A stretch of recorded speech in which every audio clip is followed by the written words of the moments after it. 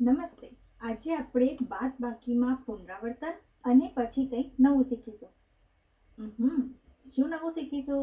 Just wait and watch. ચાલો તો સૌપ્રથમ પુનરાવર્તન કરીએ. આવી કોઈક રકમ લખું છું. 78 ઓછા 37. આપણે અગાઉ જોઈ ગયા છીએ કે જ્યારે આવી બે રકમની બાદબાકી હોય ત્યારે આપણે એકમના અંકને એકમના અંકમાંથી બાદ કરીએ છીએ અને દશકના અંકની બાદબાકી અલગથી કરીએ છીએ. ચાલો કરીએ બાદબાકી. 8 ઓછા 7 કેટલા આવશે? 1. 7 ઓછા 3 એટલે 4. એટલે કે મારો જવાબ બન્યો 41. ખરું? 78 37 એટલી મોટી રકમ છે કે આપણે કઈ બોર કે લખોટી દોરી શકશું નહીં. એટલું તો પાનું પણ નથી મોટું. લીટી પણ દોરી શકશું નહીં. એટલી બધી સંખ્યા લખવી, બાપરે બાપ. તો આ પદ્ધતિથી આ બાદબાકી કેવી રીતે કામ કરે છે? આપણને ખ્યાલ છે કે 78 એટલે 70 વત્તા 8. એ જ રીતે 37 એટલે 30 વત્તા 7. અહીં આપણે આ બંને એકમના અંક અને દશકના અંકના સ્થાનોની અલગ અલગ રીતે અલગ અલગ બાદબાકી કરીએ છીએ. જેમ કે અહીં 8 માંથી 7 બાદ કર્યા તો શું જવાબ મળ્યો? 1. અને અહીં 70 માંથી 30 બાદ કરું તો કેટલા વધશે? 40. એટલે જવાબ બન્યો 41. આપણે અહીં તાળો પણ મેળવી શકીએ. જેમ કે હું 41 જે મારો જવાબ બન્યો છે એમાં 37 જેટલા બાદ કર્યા છે એટલા ઉમેરું તો જે મૂળ રકમ છે કે જેમાંથી બાદ કર્યા હતા એટલા મળશે. ખરું? 1 ને 7 કેટલા થાય? 8. અને 4 ને 3 7. બની ગયા 78. ચલો જોઈએ બીજો દાખલો. આવી કોઈક રકમ લખું છું. 95 ઓછા 31. 5 ઓછા 1 કેટલા આવશે? 4. 9 ઓછા 3 6. અને તાળો મેળવવો હોય તો 64 વત્તા 31 એટલે કેટલા આવશે? રફ નોટબુકમાં ગણી જોવાનું કે 64 ઓછા વત્તા 31 કરું તો મૂળ રકમ કે જેમાંથી 31 બાદ કર્યા છે એ મળવા જોઈએ. 4 વત્તા 1 5 6 વત્તા 3 9. બરાબર? એટલે કે આપણો જવાબ સાચો છે. તો હવે થોડા બીજા દાખલા જોઈએ. આ તો થઈ પુનરાવર્તનની વાત. હવે કંઈક નવું શીખીએ. અહીં એક ફરીથી 2 અંકની રકમ કંઈક આવી લખું છું. 22 ઓછા 17. ચાલો કરીએ બાદબાકી. શું કરવાનું?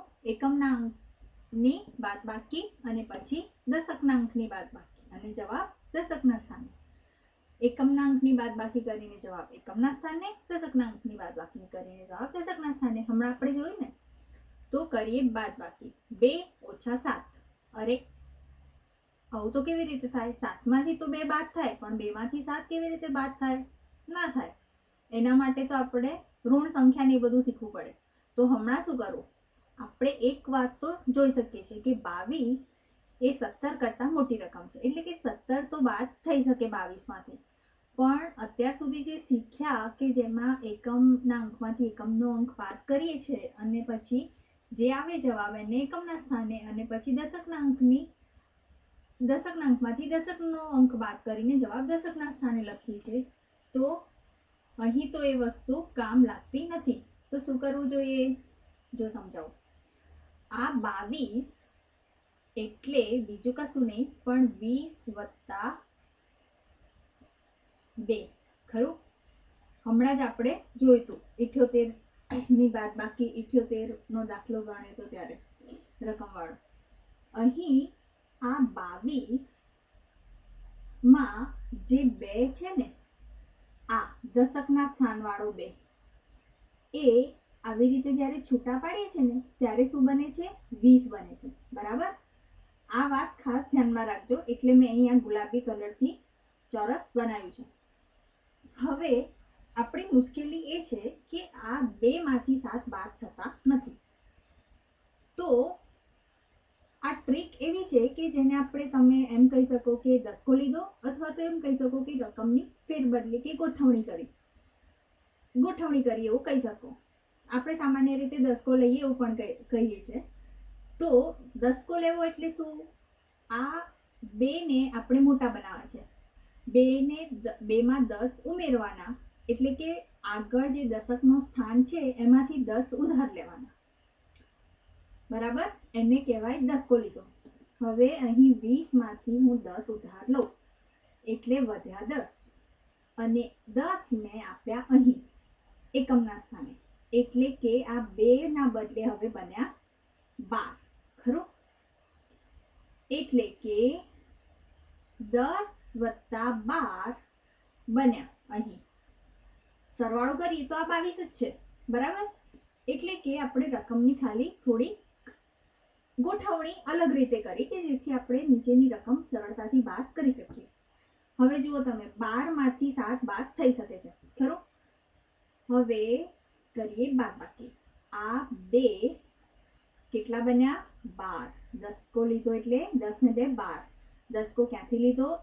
દશકના સ્થાનેથી, એટલે અહીં બન્યા 1. હવે કરીએ બાદબાકી. 12 ઓછા 7 કેટલા વધે? 5. અને 1 ઓછા 1 એટલે 0. અહીં 10 હતા પણ આપણે 1 લખ્યા, કારણ કે આ દશકનું સ્થાન છે. જેમ આપણે આ 2 હતા એને અહીં 20 લખ્યા, એ રીતે આ 10 છે તો એને અહીં 1 લખીએ છીએ.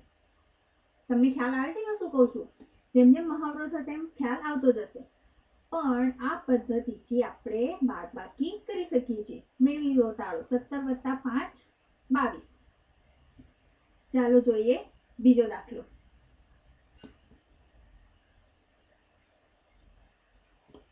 આવી કંઈ 3 આંકડાની રકમ લખું હવે, જેમાં દસકો લેવો પડશે.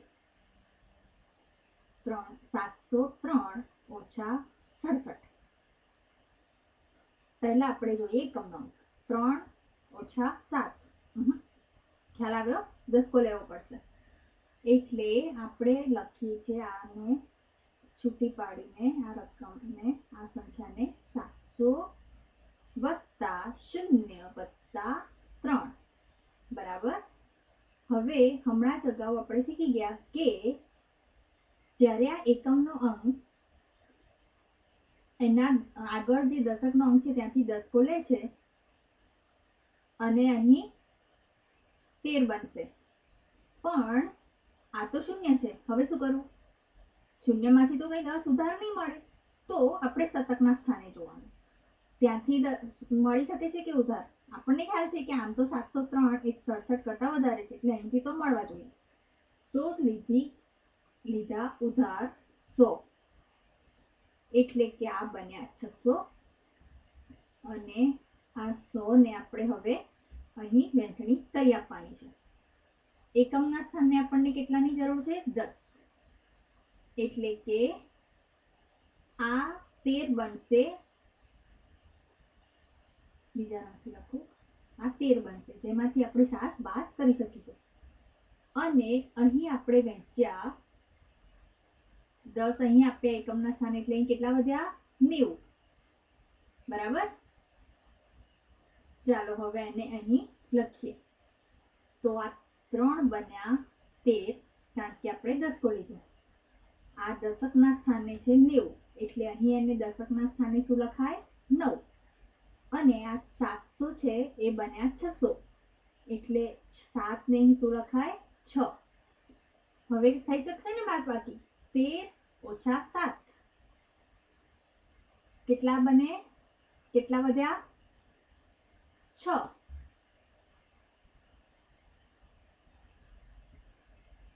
9 ઓછા 6 કેટલા રહે? 3. અને 6 ઓછા 0 એટલે 6. આપણો જવાબ બન્યો 636. ખ્યાલ આવ્યો? હવે આ જ દાખલાને થોડું બીજી રીતથી સમજાવું છું. આ એક રીતે આપણે દસકો લીધો જે હમણાં શીખ્યા છે. હવે આ 703 ઓછા 67 હમણાં સુધી આપણે એકમના સ્થાનેથી જોતા ગયા. અહીં પણ એ જ કરીએ. હવે આપણે આ રીતે છૂટું ના પાડવું હોય ને આ રીતે 100 ને પછી 90 ને 10 એવું ના કરવું હોય તો સીધે સીધું અહીં કંઈ કરી શકીએ. જોઈએ. પહેલા તો દસકો લેવો છે એ તો ખબર પડી, સમજ્યા કે 3 માંથી 7 બાદ કરી શકશે નહીં, એટલે દસકો લીધો તો દસકા માટે અહીં શૂન્યમાંથી તો દસકો મળશે નહીં, તો આપણે શું કરવાનું? આને 70 તરીકે જોવાના. અને 70 તરીકે જોઈએ એટલે આમાંથી આપણને 10 ઉધાર મળે. તો 70 માંથી 10 ઉધાર લઈએ તો અહીં કેટલા વધે? 69 બને. ખરું? કારણ કે મૂળભૂત રીતે તો આ 700 વત્તા 0 એ રીતે છે, એટલે આપણે અહીં 69 બન્યા. અને અહીં વધ્યા 10 એટલે કે બન્યા 13. અરે વાહ, આ તો ફરીથી એ જ રીતની ગોઠવણી થઈ ગઈ. અને કરીએ બાદબાકી. એટલે શું મળશે? 13 ઓછા 7 6, 9 ઓછા 6 3 અને 6 ઓછા કંઈ નહીં 6. બરાબર? હવે આ દાખલાને હજુ એક બીજી રીતે જોઈએ. હમણાં સુધી તો આપણે એકમના સ્થાનેથી જોતા ગયા નાની મોટી રકમ અને નક્કી કર્યું કે દસકો લેવો જરૂરી છે, કેવી રીતે લઈશું વગેરે વગેરે વગેરે. હવે આપણે બીજું જોઈએ. ડાબી બાજુથી જોઈએ. 7 ઓછા 0 એટલે કે બાદ થશે. 0 ઓછા 6 બાદ નહીં થાય. અરે બાપરે. તો આપણે અહીંથી દસકો લેવાનો ચાલુ કરીએ. 0 ને મારે શું કરવું પડશે? 10 થશે. દસકો લેવો પડશે. દસકો ક્યાંથી લઈશ? અહીંથી. આ 6 થશે. હવે 10 માંથી 6 બાદ થાય છે. ગુડ. પણ પાછું 3 માંથી 7 બાદ નથી થતા, એટલે કે મારે 10 માંથી ફરી પાછો દસકો લઈ એટલે કે એક ઓછા કરી અને એકમના સ્થાનને 10 આપવાના છે, એટલે 10 વત્તા 3 13 થયા. વાહ.